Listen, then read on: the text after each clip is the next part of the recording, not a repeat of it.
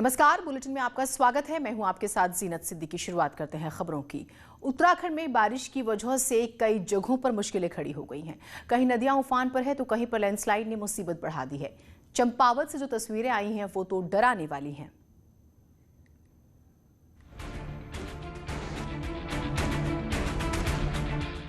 उत्तराखंड का चंपावत, कहीं सड़कों पर गिरे पत्थर,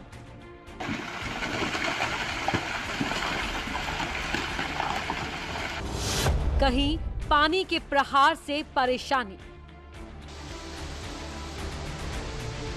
ये तस्वीरें टनकपुर के शारदा नदी की हैं। नदी में पानी बढ़ने से 9 लोग फंस गए थे।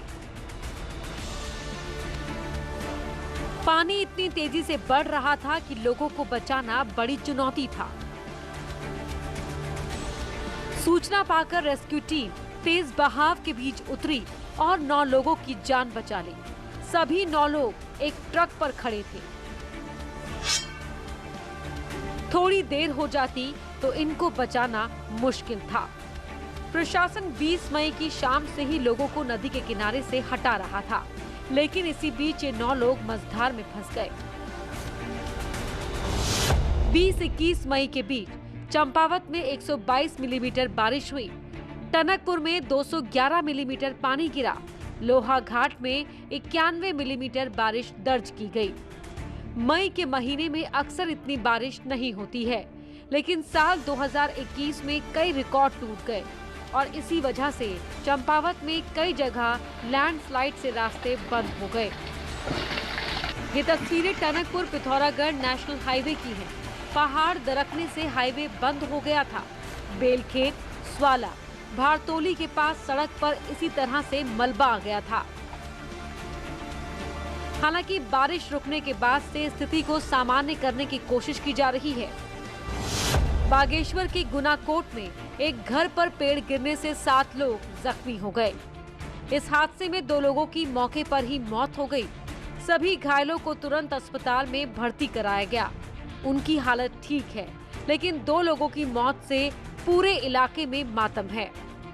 लगातार हुई बारिश की वजह से ये हादसा हुआ। Bureau report, news 18।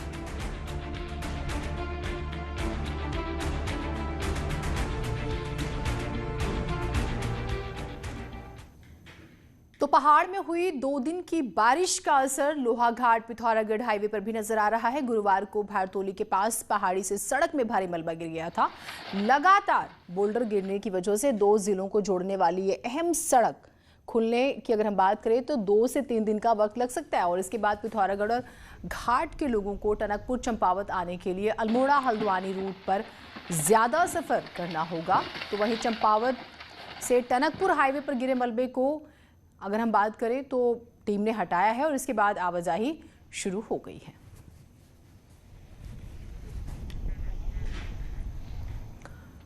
हरिद्वार में एसडीआरएफ और पुलिस ने गंगा की तेज धारा में फंसे 75 लोगों का रेस्क्यू किया। बालावाली क्षेत्र में गंगा का जलस्तर अचानक बढ़ जाने से ग्रामीण अपने कुछ मवेशियों के साथ फंस गए थे। खबर मिलने पर प्रशासन ने तुरंत आपदा कंट्रोल रूम और पुलिस कंट्रोल रूम को इसकी खबर दी। मौके पर पहुंची एसडीआरएफ, पुलिस और फायर ब्रिगेड की टीम और सभी ने मिलकर इन लोगों को सकुशल बाहर निकाला।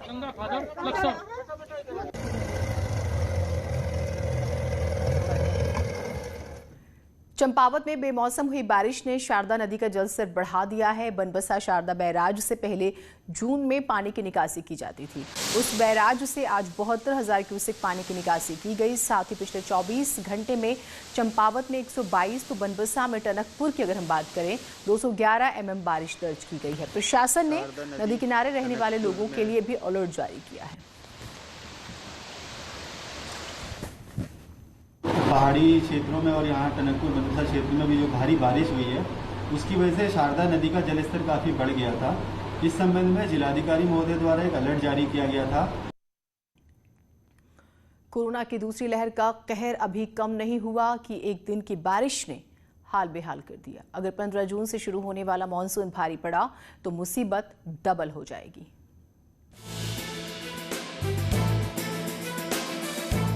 एक तरफ उत्तराखंड कोरोना महामारी से जूझ रहा है, वहीं बेमौसम हुई बारिश ने हालात को और भी खराब कर दिया है। यानी मॉनसून सीजन से 25 दिन पहले हुई बारिश ने तैयारियों की पोल खोल कर रख दी है। एक तरफ सरकार कर्फ्यू के सहारे कोरोना संक्रमण को कम करने में जुटी है, तो दूसरी तरफ मॉनसून आने में भी बहुत ज्यादा दिन नहीं बचे हैं। काफ़ी दिनों से यहाँ पर जिस तरह लगता है कि मानसून की शुरुआत हो गई और कई इसमें मई के महीने में तमाम जगह जो बादल फटने की घटनाएं हुई हैं, इसको लेकर सरकार काफ़ी संवेदनशील है और मौसम वैज्ञानिकों को लगातार नज़र रखने के लिए कहा गया है। एक तरफ कोविड की मार है और दूसरी तरफ लगातार जिस तरह से बादल फट रहे हैं तो बड़ा चिंताजनक है और मैंने आपसे कहा कि सरकार इसको लेकर सचेत है। 2013 की केदारनाथ आपदा के बाद शायद ही बारिश का कोई सीजन बिना आफत के बीता हो। धारचूला से लेकर आराकोट तक, यहाँ तक कि राजधानी देहरादून में भी लोगों की जान बारिश की वजह से गई। वहीं कांग्रेस का कहना है कि सरकार अभी मॉनसून सीजन की तैयारी करे ताकि कोरोना की दूसरी लहर के साथ दूसरी मुश्किल न खड़ी हो। कि जो कोरोना में हुआ अगर कहीं ये बरसात में या देवी आपदा में भी हुआ तो फिर कैसे लोग जो है अपना जीवन यापन करेंगे? ये दायित्व तो सरकार का है। सरकार जो है इन तमाम चीजों को देखने का काम। कोरोना की दूसरी लहर इन दिनों पहाड़ी जिलों में मुश्किल बनी हुई है। ऐसे में कोरोना से निपटने के साथ मॉनसून सीजन से जूझने की तैयारी सरकार को साथ साथ करनी होगी ताकि मॉनसून सीजन बड़ी मुसीबत न बने। देहरादून से न्यूज़ 18 के लिए दीपांकर भट्ट की रिपोर्ट। हरिद्वार में हर की पैड़ी पर जमकर कोविड कर्फ्यू की धज्जियां उड़ाई जा रही हैं। खाने पीने की काफी दुकानें खुली हुई हैं। दुकानों से सिर्फ खाना पैक कराने की इजाजत है तो, जबकि यहाँ दुकानों पर तो खाना खिलाया भी जाता है। इसके साथ ही सोशल डिस्टेंसिंग ना के बराबर है।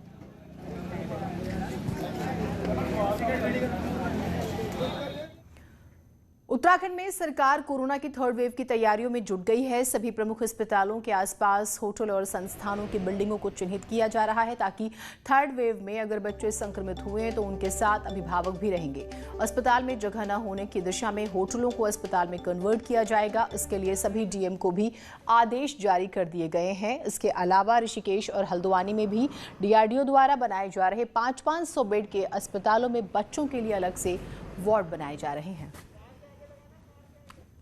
हमारी सरकार पूरी तरह से अलर्ट है इसको लेकर के और थर्ड वेव को लेकर के सरकार बहुत ही गंभीरता के साथ काम कर रही है। खासकर जो हमारे हॉस्पिटल्स हैं उनके आसपास के होटल्स को हम लोग इसके लिए ले रहे हैं ताकि उन पर बच्चों के लिए भी और अगर आवश्यकता पड़ी तो बाकी लोगों के लिए भी हॉस्पिटल की व्यवस्था की जा सके। कोरोना से बचने का सबसे अच्छा तरीका है कि आप मास्क लगाएं, लेकिन मॉनसून सीजन के साथ आपको मास्क को लेकर भी थोड़ी सी सावधानी बरतनी होगी।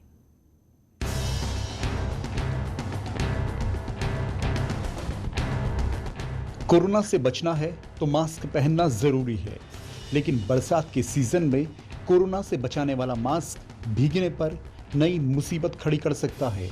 डॉक्टर्स की माने तो बारिश में अगर आपका मास्क भीग जाए तो उसकी प्रोटेक्शन लेयर खराब हो जाएगी और ऐसे में चाहे N95 मास्क हो या triple layer surgical mask effective नहीं रहेगा। तो हम लोग जो मास्क यूज़ करते हैं कॉमनली ट्रिपल लेयर का, और जब जो है इसमें नमी आ जाती है, भीग जाता है, तो इसमें जो इसका जो सुरक्षा जो है कि जो एक दीवार होती है, परत होती है, वो इसमें ख़त्म हो जाता है। वहीं मास्क को लेकर डॉक्टर्स की एक सलाह और है कि आम लोगों को कोई भी मास्क 2-3 बार से ज़्यादा इस्तेमाल नहीं करना चाहिए, क्योंकि धोकर सुखाने पर भी प्रोटेक्शन लेयर खराब हो जाती है। कोशिश ये करनी चाहिए कि अगर जो है इसमें कोई भी जो है नमी नहीं है और गीला नहीं है, और अगर हम जो है घर पर जो है लाते हैं, एक दिन जो है शाम को, रात को अगर जो है घर पर जो है ला करके उसको जो है दोबारा से जो है उसे यूज़ नहीं करना चाहिए जब तक कि वो धुला नहीं हो। तो ऐसे ही हम जो है कम से कम जो है 2-3 बार तक जो है ऐसे मास्क को यूज़ कर सकते हैं। साफ है, बारिश में भीगने पर मास्क तुरंत बदलें और कोई भी मास्क धोने पर भी 2-3 बार से ज़्यादा इस्तेमाल न करें, और यही सावधानी आपको कोरोना जैसी महामारी से आसानी से बचा सकती है। देहरादून से न्यूज़ 18 के लिए दीपांकर भट्ट की रिपोर्ट। कोरोना महामारी कई लोगों पर मुसीबतों का पहाड़ बनकर टूटी है। रुद्रप्रयाग में 2 दिव्यांग बच्चों के मां-बाप कोरोना पॉजिटिव होने के बाद से बच्चे बेसहारा हैं और कोरोना की वजह से पड़ोसी भी मदद के लिए आगे नहीं आ रहे। देखिए रिपोर्ट। पहले तक पता नहीं चला इस बीमारी का, जब मैं 4 साल का हुआ तब चली, इसलिए पैर में जॉइंट में दिक्कत हो गई।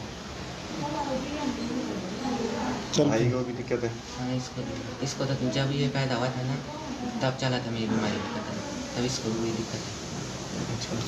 तो इसका इलाज करवाएगा? इलाज नहीं इसका कहीं है ही नहीं, जेनेटिक है।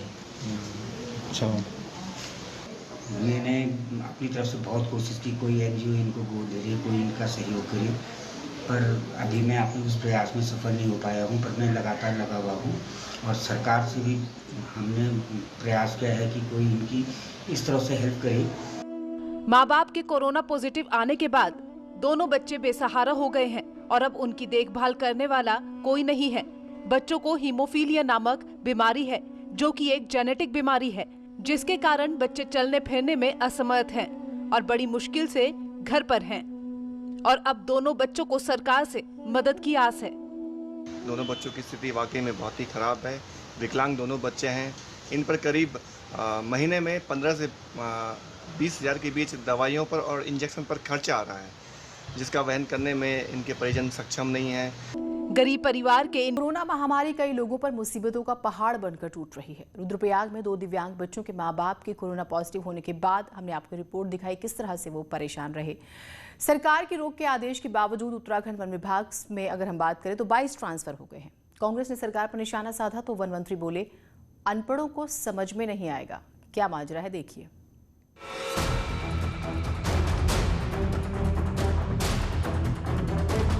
उत्तराखंड में बढ़ते कोरोना संक्रमण को देखते हुए 19 अप्रैल को सीएम तीरथ सिंह रावत ने विभागों में प्रशासनिक और अनुकंपा के आधार को छोड़कर बाकी सभी तरह के ट्रांसफर पर अगले आदेश तक रोक लगा दी थी। शिक्षा जैसे बड़े विभागों ने इसका पालन करते हुए रूटीन ट्रांसफर भी रद्द कर दिए।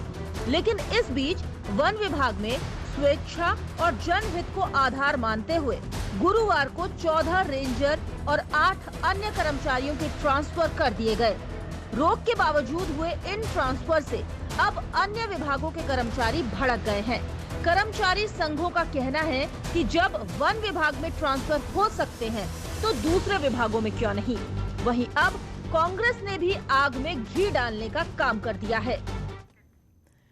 और मुख्यमंत्री योगी आदित्यनाथ क्या कह रहे हैं, आइए सुनते हैं। 2,04,000 एक्टिव केस कम हुए हैं। एक समय प्रदेश के अंदर जो पॉजिटिविटी था वह काफी बढ़ गई थी और दुनिया के विशेषज्ञ इस बारे में आशंका व्यक्त कर रहे थे कि दुनिया के अंदर सबसे बड़ा कोरोना का हॉटस्पॉट यूपी बनेगा।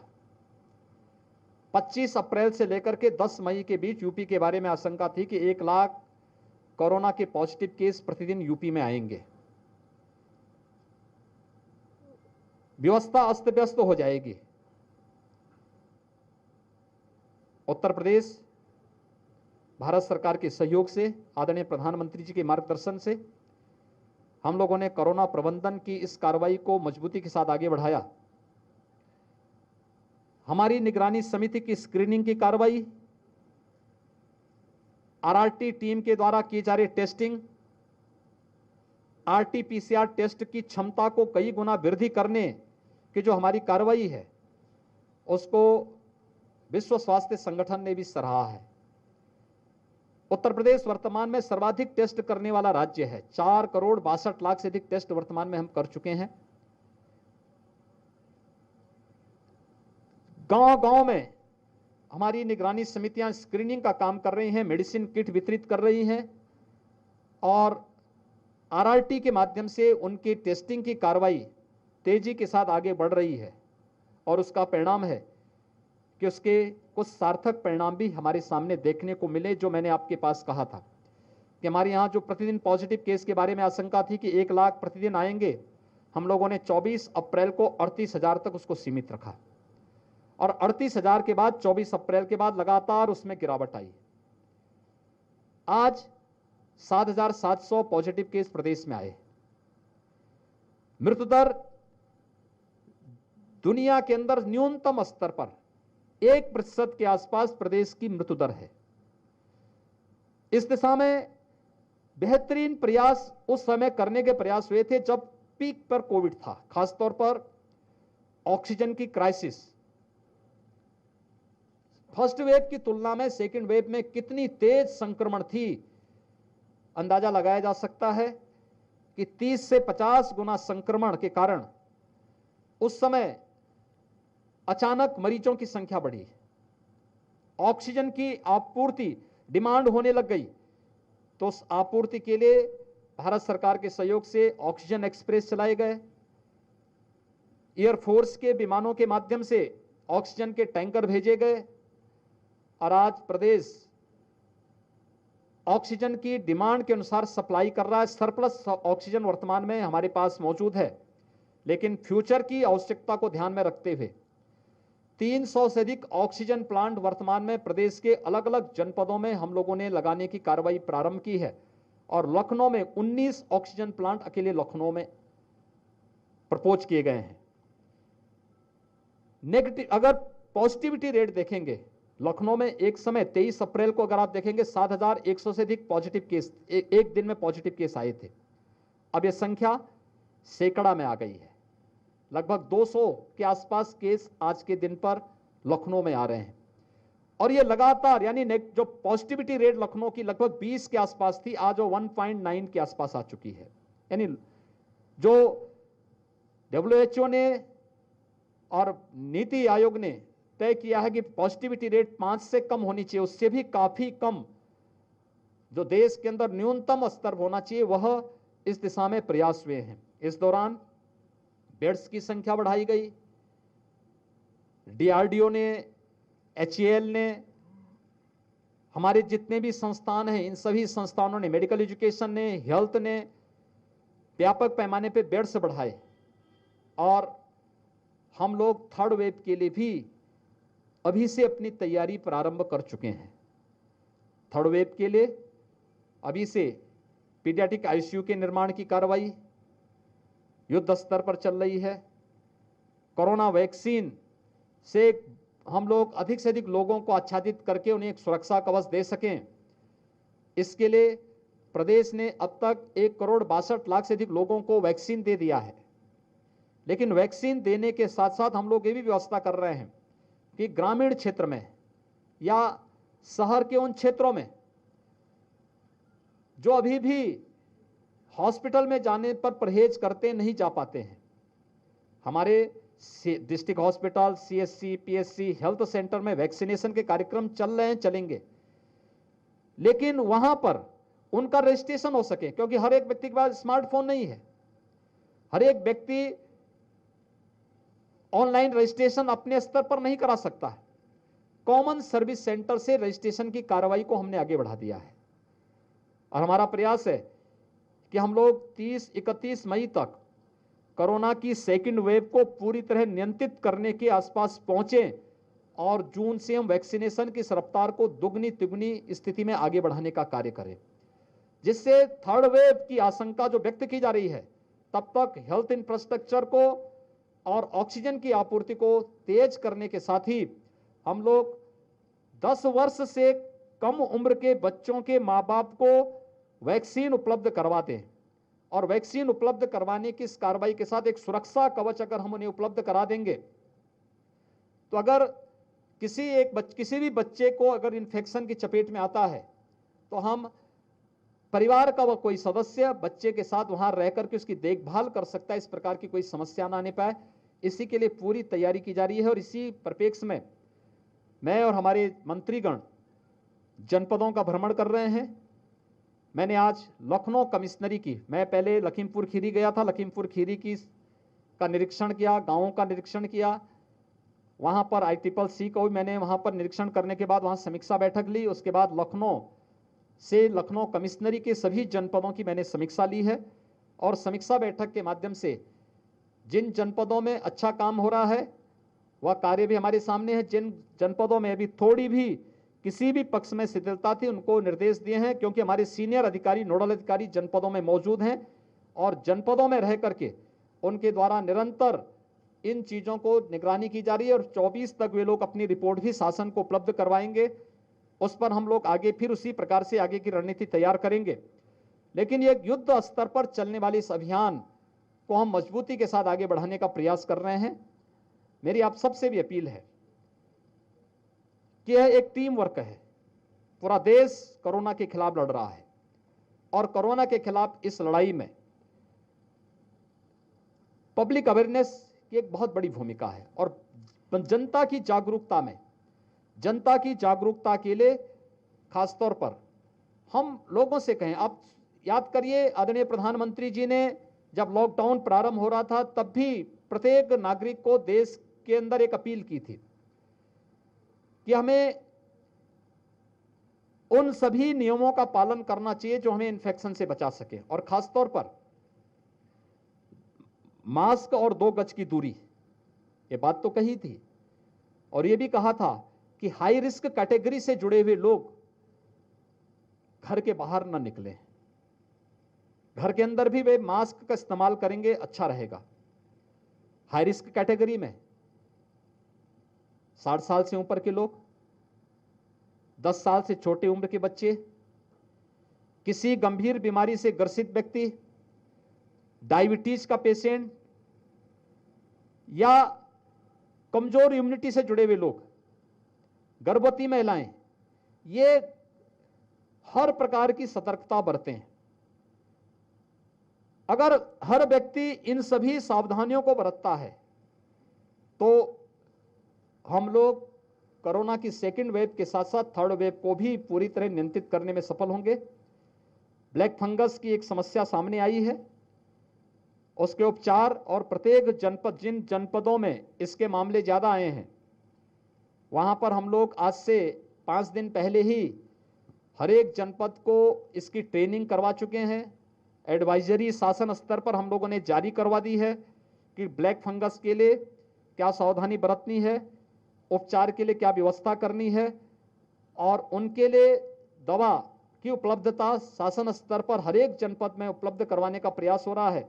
उसके केंद्र बना दिए गए, वहां से उपलब्ध करवाने की तैयारी हर एक जनपद को की जा रही है। पोस्ट कोविड वार्ड के निर्माण की भी, क्योंकि इस फर्स्ट वेव में अगर कोई व्यक्ति नेगेटिव आता था तो उसके बाद उसको बहुत ज़्यादा कोई कॉम्प्लिकेशंस की शिकायत नहीं होती थी, लेकिन सेकेंड वेव में ये चीज़ें देखने को मिली हैं। इसलिए हर एक जनपद में पोस्ट कोविड वार्ड बना करके उनके ऑब्जर्वेशन और उनको वहाँ पर हर प्रकार की सुविधा शासन स्तर पर प्राप्त हो सके, इसकी व्यवस्था भी शासन ने अपने स्तर पर हर एक जनपद को इसके बारे में निर्देश जारी किए हैं और इस पर कार्रवाई हो रही है। इसीलिए मंडलों के और जनपदों के भ्रमण की कार्रवाई के साथ साथ उनकी समीक्षा, वहाँ पे कार्यों को और गति देना, इसी क्रम में आज मैं लखनऊ कमिश्नरी की समीक्षा के साथ साथ जनपद हरदोई, जनपद लखीमपुर खीरी भी गया था, वहाँ का भ्रमण भी किया, और लखनऊ के भी एक गांव में जाकर के मैंने वहाँ पर एक प्राथमिक स्वास्थ्य केंद्र और गाँव में निगरानी समिति किस रूप में काम कर रही है, मेडिसिन किट का वितरण किस रूप में हो रहा है, इन सब का भी मैंने अपने आंखों से उसका निरीक्षण किया है और अभी समीक्षा की है। आप सबसे भी अपील है, हम अधिक से अधिक लोगों को कोरोना प्रोटोकॉल का पालन करने के लिए जागरूक करें और वैक्सीन लगाने के लिए जरूर इसके बारे में हम लोग अगर लोगों को जागरूक कर सकेंगे तो ये सुरक्षा कवच का काम करेगा।